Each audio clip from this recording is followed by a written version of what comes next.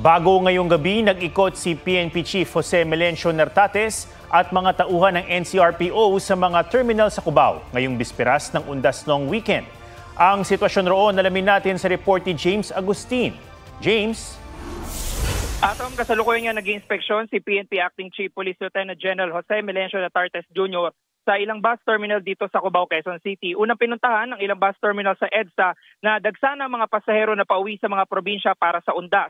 Tiningnan niya ang latag ng seguridad at kinausap din ng mga terminal manager. Nasiyahan naman si Nertates sa deployment ng Quezon City Police District. Sabi ni Nertates ay wala naman sila namomonitor na anumang banta, pero naka-heightened alert status ang PNP sa buong bansa. Kapag daw kailangan ng police assistance ay tumawag lang sa hotline 911. Sa buong bansa, mahigit 42,000 PNP personnel ang nakadeploy para sa Undas. Bukod pa sa mga force multipliers yan. Sa Quezon City, magpapatupad ng liquor ban simula mamayang hating gabi hanggang alas 6 ng umaga sa November 1.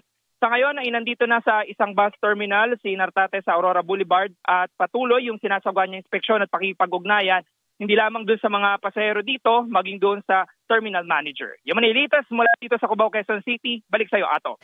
Maraming salamat, James Agustin.